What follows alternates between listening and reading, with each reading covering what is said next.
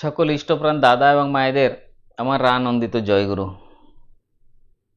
আশা করি আপনারা সকলেই ভালো আছেন। আজকের বিষয় হচ্ছে বিশ্বাস। এক জায়গায় ঠাকুর বলেছেন, গভীর বিশ্বাসে সবই হতে পারে। বিশ্বাস থাকে মূলে, তবে যাবি কুলে। তাহলে বিশ্বাস আমাদের কেমন হওয়া উচিত? পাকা বিশ্বাস। পাকা বিশ্বাসী যদি হয়, তাহলে যে কাজ করবে সেই কাজেই সে সাকসেস হবে। এই বিশ্বাস নিয়ে একটা ঘটনা দিয়ে শুরু করছি, তারপরে এই বিশ্বাস কেমন হওয়া উচিত তা আপনারা নিজেরাই বুঝতে পারবেন। বিজ্ঞানীরা কত রকমের না পরীক্ষা করে। অনেক বিজ্ঞানী আছে, তারা বিভিন্ন রকমের গবেষণা করেন এবং অনেক রকমের পরীক্ষা করে তারা আশ্চর্য হন। একবার বিজ্ঞানীরা কিছু ইঁদুরকে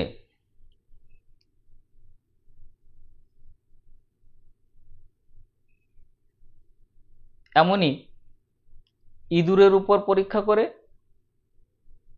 অনেক বিজ্ঞানীরা আশ্চর্য রেজাল্ট পেলেন। তারা কি করলেন? আলাদা আলাদা গ্লাসে জল ভর্তি করে কিছু ইঁদুরকে সেই গ্লাসের মধ্যে ছেড়ে দিলেন, এই জানার জন্য যে ইঁদুরগুলি কত সময় ওই জলের মধ্যে সাঁতার কেটে নিচেকে বাজাতে পারে এবং তাদের মধ্যে কতটা ক্ষমতা নিজে বাঁচার থাকার জন্য, বেঁচে থাকার জন্য তারা কত সময় চেষ্টা করতে পারে। এই পরীক্ষা করার জন্য আলাদা আলাদা গ্লাসে জল ভর্তি করে প্রত্যেকটি গ্লাসে এক একটা করে ইঁদুর ছেড়ে দেওয়া হয় এবং সেই ইঁদুরগুলিকে তারা লক্ষ্য করতে থাকেন। ইঁদুরগুলি সেই জলে ঠিক কতক্ষণ বাঁচার জন্য সাঁতার কাটতে পারে, তাদের লড়াই করার ক্ষমতা কতটুকু তা পরিমাপ করাই এই বিজ্ঞানীদের উদ্দেশ্য ছিল। যা হোক, ইঁদুরগুলি জলের মধ্যে ছেড়ে দেওয়ার পরে দেখা গেল ইঁদুরগুলি সর্বোচ্চ 16 মিনিট, বেশির বেশি 16 মিনিট পর্যন্ত সেই জল ভর্তি গ্লাসে ভেসে থাকতে পেরেছে। তারপর তারা নিস্তেজ হয়ে গেছে, আর সাঁতার কাটতে পারছিল না। তাদের আর শক্তি ছিল না, শক্তি হারিয়ে যাচ্ছিল, প্রায় ডুবে মরার সময় তাদের কাছে চলে এসেছিল। যখন তারা শক্তিহীন হয়ে যাচ্ছে, তখন বিজ্ঞানীরা ইঁদুরগুলিকে জল থেকে উঠিয়ে নেয়, ভালো করে মুছে একটা আরামদায়ক বিছানায় বিশ্রাম করতে দেওয়া হয় এবং সেই ইঁদুরগুলোকে বিজ্ঞানীরা ভরপেট খেতে দেয়। এবার পরদিন সেই ইঁদুরগুলোকে আবার একই পরীক্ষার মধ্যে ফেলা হয়, আলাদা আলাদা জল ভর্তি গ্লাসে এক একটা করে ইঁদুর ছেড়ে দেওয়া হয়। এবার ঠিক কতক্ষণ ইঁদুরগুলো জল ভর্তি গ্লাসে সাঁতার কেটে বাঁচার জন্য চেষ্টা করেছে অনুমান করতে পারেন? আপনারা ভাবতে পারেন কত মিনিট পর্যন্ত? প্রথমবার যখন ছেড়ে দিয়েছিল তখন তারা 16 মিনিট পর্যন্ত জলের মধ্যে সাঁতার কেটে তারা বাঁচার চেষ্টা করেছিল। এবার যখন দ্বিতীয়বার ছেড়ে দেওয়া হয়েছে তখন কত মিনিট হতে পারে আপনারা অনুমান করতে পারেন? শুনলে চমকে যাবেন। 5 মিনিট নয়, 20 মিনিট নয়, তাহলে কি আধা ঘন্টা? না, পুরো 60 ঘন্টা ইঁদুরগুলো সেই জল ভরা গ্লাসে সাঁতার কেটেছে বাঁচার জন্য। 16 মিনিট থেকে পরের দিন লড়াই করার ক্ষমতা তাদের হয়ে গেল 60 ঘন্টা।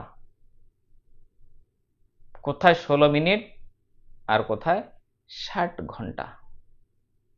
কি করে হলো? ইঁদুররা 16 মিনিট থেকে 60 ঘন্টা পর্যন্ত বেঁচে থাকার জন্য লড়াই করতে পারলো কেন?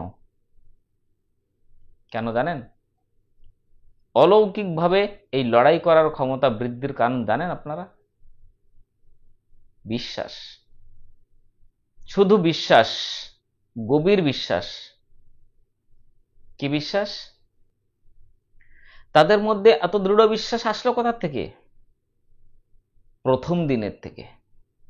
কারণ প্রথম দিন যখন সাঁতার কাটতে কাটতে কাটতে কাটতে তারা ক্লান্ত হয়ে পড়ল, তখন শেষ মুহূর্তে তাকে কেউ জল থেকে তুলে নিয়ে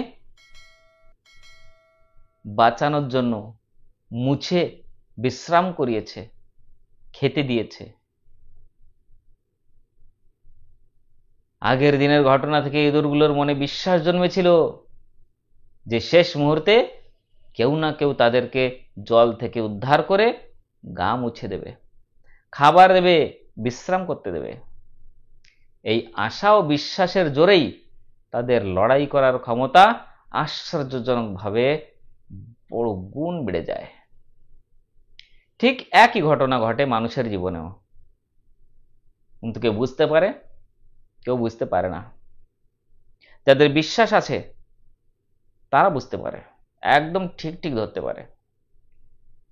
আপনার আমার জীবনে যদি এমন একজন মানুষ থাকেন যিনি নানা অনুভূতির মাধ্যমে আমাদের মনে দৃঢ় বিশ্বাস সৃষ্টি করে দেয় যে জীবনে যতই আপদ বিপদ আসুক, বাধা আসুক, তিনি সর্বদা সদা সর্বদা আমার মাথায় আছেন, আমার হাতটি তিনি ধরে আছেন, তবে লড়াই করার ক্ষমতা অনেক অনেক বেড়ে যায়।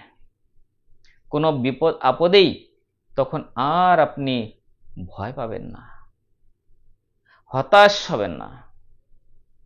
জীবনে এমন একটি মানুষের সন্ধান পাওয়া পরম সৌভাগ্যের ব্যাপার।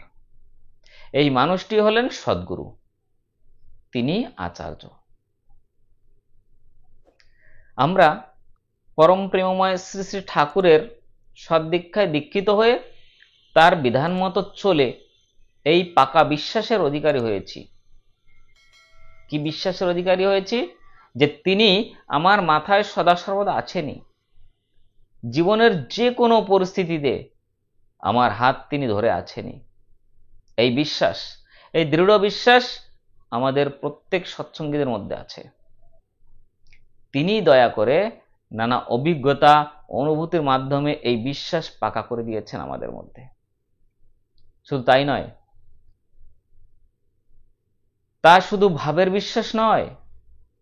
ক্ষুধার্ত পেটে ভাত খেলে যেমন তৃপ্তি অনুভূত হয়, গায়ে চিমটি কাটলে যেমন ব্যথা অনুভূত হয়, ঠিক তেমনি ঠাকুরকে ধরে যারা অত্যন্ত রোজ ইষ্টভৃতি নামধ্যানটুকু করতে, তাদের জীবনে একবার না একবার ঠাকুরের প্রত্যক্ষ অনুভূতি হয়েছেই। যারা নিত্য প্রত্যক্ষ ইষ্টভৃতি করে, নাম ধ্যান করে, তারা ঠাকুরকে অনুভব করেছেনই, পদে পদে অনুভব করেছেন ঠাকুরকে। এই অনুভূতি আমাদের বিশ্বাসকে এত পাকা করে দেয়, এত পাকা করে দিয়েছে।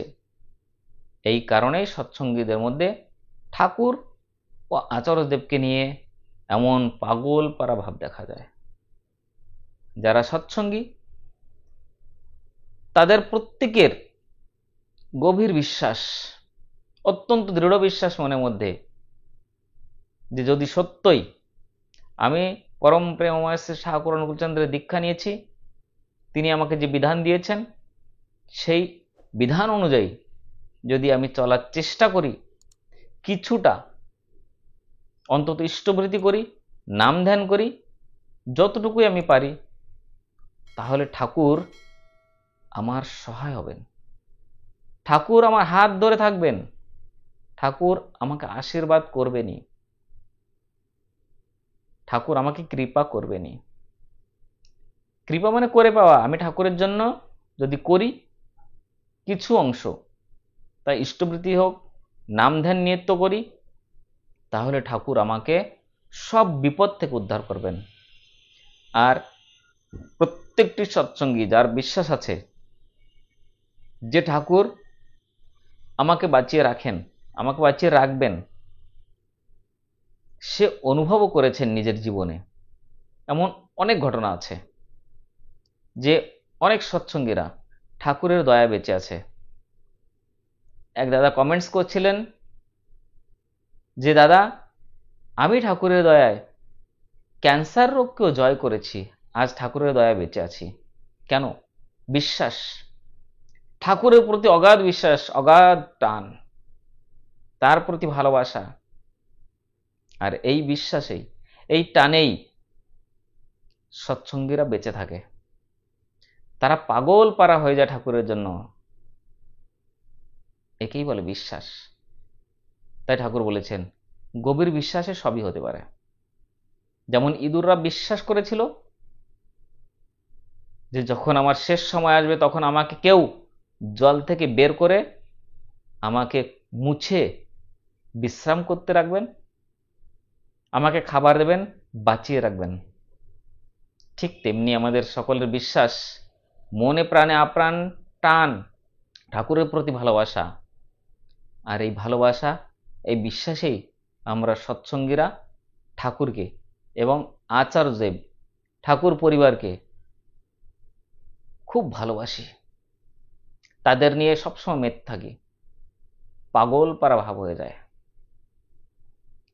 তাই সকলকে অনুরোধ, আপনারাও চেষ্টা করবেন যে ঠাকুর যে বিধান দিয়েছেন, আমাদের যেভাবে চলতে বলেছেন সেভাবে আমরা চলার চেষ্টা করি এবং ঠাকুরকে সুখে দুঃখে সব সময় মাথায় করে রাখি।